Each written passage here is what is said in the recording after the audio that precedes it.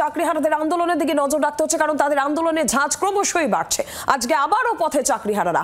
আন্দোলনের মধ্যে এসএসসি ভবনের সামনে অনশন আর হকের দাবিতে আজকে ফের পথে নামছেন তারা।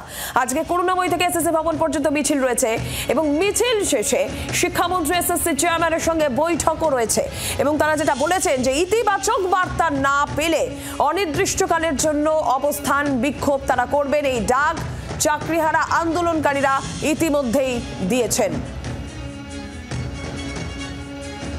আর এই মুহূর্তে আচার্য সদন থেকে সরাসরি অয়ন ঘোষাল আমাদের প্রতিনিধি রয়েছেন আমাদের সঙ্গে। অয়ন, আজকে আবারও তারা পথে নামবেন এসএসসি ভবন অভিযান এবং তারপরে শিক্ষামন্ত্রী এসএসসি চেয়ারম্যানের সঙ্গে বৈঠক, সব মিলে এই মুহূর্তে আপডেট কি রয়েছে অয়ন? সদর্থক বার্তা না হলে তারা আরো বড় আন্দোলনের হুঁশিয়ারিও দিয়েছেন।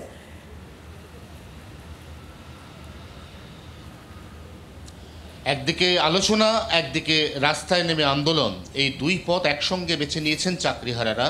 এই মুহূর্তে আচার্য সদনের ঠিক পাশে রবীন্দ্র ভবনের নিচে রবীন্দ্রনাথের মূর্তির সামনে অনশনরত 3 জন, তার মধ্যে 2 জনকে আমরা এই মুহূর্তে ফ্রেমে দেখতে পাচ্ছি। লেখাও আছে অনশন চলছে, অনশন কাল সন্ধ্যে থেকে শুরু হয়েছে। এই অবস্থায় গতকাল রাতের প্রবল কালবৈশাখীর তাণ্ডব অগ্রাহ্য করে আপনারা সারা রাত এইভাবে রাস্তায়, কিন্তু আজকে তো বৈঠক আছে, আজ শিক্ষামন্ত্রীর সঙ্গে বৈঠক আছে, এসএসসি চেয়ারম্যানের সঙ্গে বৈঠক আছে, কোথাও কি আশার আলো রয়েছে? না, সেই বৈঠকের যে শিক্ষামন্ত্রী, মাননীয় শিক্ষামন্ত্রী এবং চেয়ারম্যানের সাথে বৈঠকে কোনো রকম আমন্ত্রণ বা তাদের থেকে কোনো বার্তা আমাদের কাছে আসেনি। এই অবস্থায় আজকে যে বড় মিছিলটা, যেটা করুণাময়ী মেট্রো স্টেশন থেকে শুরু করে একেবারে আচার্য সদন পর্যন্ত আসবে, কত সংখ্যক মানুষ আশা করছেন? কারণ আপনারা সমাজের সর্বস্তরের মানুষকে এখানে যোগদানের আহ্বান জানিয়েছেন। আমি আশা করি কমপক্ষে 20,000 মানুষ আজকের এই মিছিল। 20,000 মানুষ, দেখা যাক শেষ পর্যন্ত কত মানুষ আসেন। কারণ চাকরি গেছে, চাকরি হারিয়েছেন এরকম শিক্ষক শিক্ষিকার সংখ্যা 26,000, তার মধ্যে 19,000 সরাসরি নিজেদেরকে যোগ্য চাকরিহারা বলে দাবি করছেন এবং তার সঙ্গে সাধারণ মানুষ, সমাজের বিভিন্ন স্তরের মানুষ, তারাও কিন্তু এখানে যোগ দেবেন এমনটাই তারা আশা করছেন। এবং সেই আশা এবং সেই যে কর্মসূচি, এই কর্মসূচিকে মাথায় রেখে এই মুহূর্তে এখন থেকেই, অর্থাৎ মূল কর্মসূচি বেলা 12টায়, তার আগে সকাল 8টাতেই কার্যত পুলিশে 6 লাখ, এই মুহূর্তে বিধাননগর কমিশনারেট থেকে বিশাল সংখ্যক পুলিশ বাহিনী তারা এসে পৌঁছেছে আচার্য সদনের সামনে।